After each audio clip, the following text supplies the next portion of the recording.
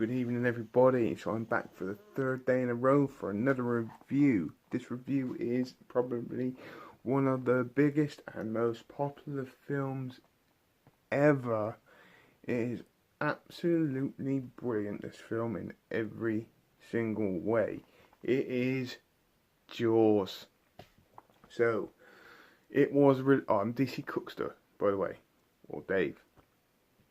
So, it was released in December 26th, 1975. Its director was Steven Spielberg. It was made on a budget of $7 million and made $470 million. $7 million of that in its opening weekend, and it is the 127th biggest grossing films of all time.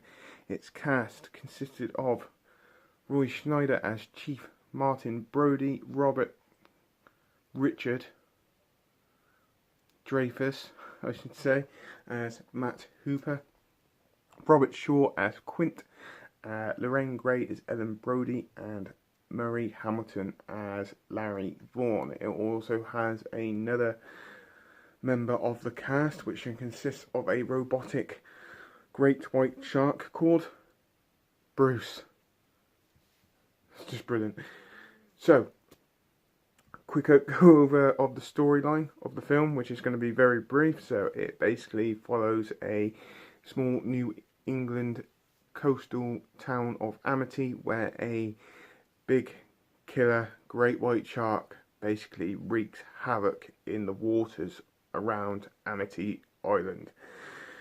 Now, I don't really need to be too cryptic about what the storyline is on this one, because I'm pretty sure there's not many people in this world that hasn't seen this film. But if you're going to put a shark, water, island, you pretty much know what's going to happen. End of. So, what did I think of the film? The film was absolutely amazing. I swear it's one of these films that just gets better as you get older. When I watched it when I was younger, I didn't really care about who was playing in it or how they were acting. I was just like, "God, there's a shark. He's going to eat that person." As I grew older, I basically started to gradually appreciate the filming of the film and the characters in the film. I literally watched it about an hour ago, and I was there actually looking for plus and minuses, and I found a lot more pluses than I did minuses. I am very sorry if I keep coughing or stopping, but I'm not feeling 100% tonight in any way. It feels like I want to projectile vomit in some sort of way. I'm really not well. Anyway, moving aside from that, so the characters that play in this role are absolutely brilliant. I love Roy Schneider's role as Chief Martin Brody from start to finish. He was absolutely brilliant. Richard Dreyfuss as Matt Hooper. He's not in there from the start, but when he does appear, he's absolutely brilliant. Same with Robert Shaw. Class actor. Absolutely love him. He was the best character out of the whole of this film. End of story. End of. He was absolutely brilliant. The film, the way it was filmed, there are some spectacular camera shots, especially when you see Martin Brody and Ellen Brody on the beach. If you've seen the film, obviously you know exactly what I'm bit, where they zoom in and then in the background zooms out, or in one of the two. Absolutely brilliant. Just throughout the film, the shots in the film were absolutely well put together. There are no special effects in this film, which makes this film even better for me. I know there's a robotic shark in there, but he is absolutely terrifying. And let me put it like this: if I was to see that in the sea, I think you know what would happen. The water won't just turn red, let me put it like that. I also will actually say that this is where my fear of the sea and deep water comes from. is from this film. When I watched it very young, very, very young, I think I was about 8 or 9, managed to get to watch it, and it was absolutely terrifying for me. I might have been a little bit older, but even still, it was still absolutely terrifying. So all in all, the whole film from start to finish, I thought was brilliant. There are so many scenes in this film that I could talk about, so I'm just going to try and keep them small until a few months' time, where I can do a proper, decent, in-depth review on this. So scenes from the beginning.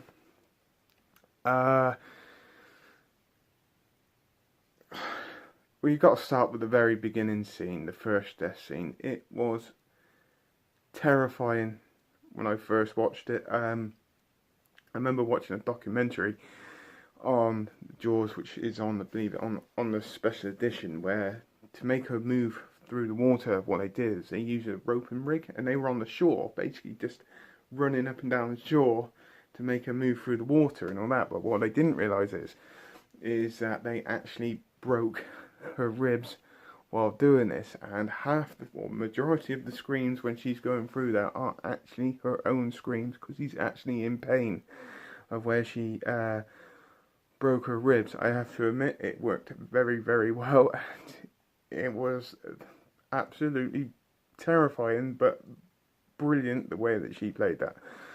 The way she did it, the screams. Ugh. You know, if you're too young and watch that, it's going to terrify you. To me, these days, I'm alright with it. I look at it and it's a great bit of filmmaking, but it was absolutely brilliant. Moving on through the film, there is another scene where there's another shark attack. You don't really see much on it, but it's the build-up, it's the suspense to it, where it's where the camera's underneath the water, and they're trying to make it look like you're seeing through the shark's eyes as it's coming up through the water to basically pounce and take its prey. It's terrifying. Honest to God, when I get into the sea, that is what I'm thinking. There is something down there that is basically watching me. I can understand how people are actually scared of this film when it first came out, because it's just the suspense and the build-up to the kills. It's beautifully and well played out. 100%, it's brilliant, absolutely brilliant. So I'm going to skip quite a lot of the film because I'm trying to keep this video short. Like I said, I'll do a bit more of an in-depth review later, which then gets on to the last hour of the film. The last hour of this film is absolutely amazing in every single way. If you've seen the film, you obviously know what I'm about to say. It's the first time you see the trio together. You see Chief Martin Brody together. You see Matt Hooper together. Then you see Quint together. So Chief Brody went on land. I'm going to come back to another scene before this as well. But actually, I'll go back to it now. There is a scene between Chief Brody and Matt Hooper and Ellen Brody, where they're sat on the table eating dinner, and they're talking about the sea and being out on the boat. And Ellen Brody basically says, Martin will never go out in the sea, he's got this fear, and she basically asked him what's it's called, and his blunt line was drowning. I love that comeback, it's brilliant. Best line, one of the best lines in the whole of the film, to be fair. So anyway, moving back to the meeting up of the trio. So Martin Brody on land as a police officer was that's his domain, it's his world. But on the sea, he was like a lost puppy. He didn't know what he was doing. He was scared. He was brilliant. And then he meets Quint, probably one of the most intimidating people ever to meet. And you could see it. You could see their interaction between all three of them. And then when you get to Matt Hooper, when he has to like tie the knot, sheepshank, I don't know what it's called, but and all that, and he basically, Quint grabs his hand and just basically says, you've been counting money all your life, and then he jumps back and goes, I don't have to take this. It's just their interaction, all in all, was brilliant. And Quint's laugh in this film, he's basically mocking those two for that first half an hour of that hour. He's just basically mocking them in every single way. There's a song that he sings in there which is brilliant. He just makes him feel very, very uncomfortable to be on that boat. At the time, I just loved their relationship.